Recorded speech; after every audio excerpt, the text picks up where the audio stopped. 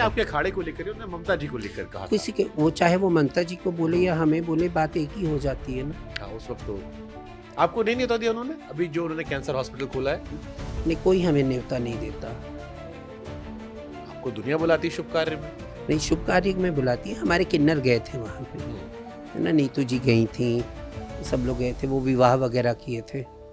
कोई नहीं। और मैं पॉलिटिकल प्रोग्राम्स में जाना पसंद नहीं करती। 26 साल उनकी उम्र है तो कुछ चीजों पे उनको छोड़ देते। नहीं, वो तो मेरे लिए तो, मैं जिस उम्र की हूँ आज, अगर औरत रहती तो उतना बड़ा मेरा बेटा रहता, है ना। सही बात है ना। मैं शादीशुदा रहती, मैं गोरखपुर से, मेरे माता पिता आते तो बहुत कम उम्र में ही शादी हो जाती है ब्राह्मण लड़कियों की, सबकी हमारे क्षेत्रों में जल्दी 18, 19, 20, 21 साल में शादी हो जाती है।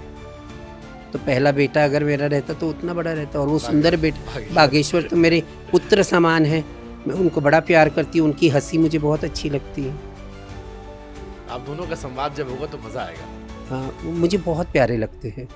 मुझे उनकी जो मुस्कान है और जो चंचलता है, क्योंकि कभी मेरी ज़िंदगी में भी इतना चंचलता मेरे अंदर थी, तो उनकी चंचलता, उनकी मुस्कान, उनकी सिंप्लिसिटी और जो परिश्रम से वो आए हैं, उसका साधुवाद है।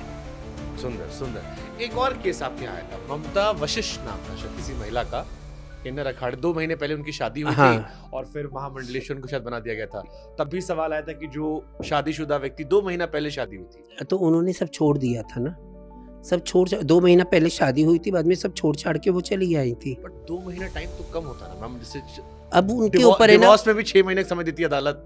अब सुनिए एक बात, उन्होंने, वो कथावाचक थी, है ना, ममता कथावाचक थी, तो उनका इतिहास कथावाचक का था और उनको धर्म में ही रुचि थी और उनकी शादी हो गई थी। बस जब हमारे पास आई तो वो सिंगल आई, तो हमने उनको महामंडलेश्वर बनाया। महामंडलेश्वर बनाने कोई पैरामीटर रखा आप लोगों ने? हाँ, जो धर्म का ज्ञाता हो, जो धर्म की परंपराएं लेके चलता हो, जिनके, अब जो भी हमारे इधर मैक्सिमम महामंडलेश्वर, उनके मंदिर है, मठ है, गौशाला है, ये सारा पैरामीटर्स तो है ही।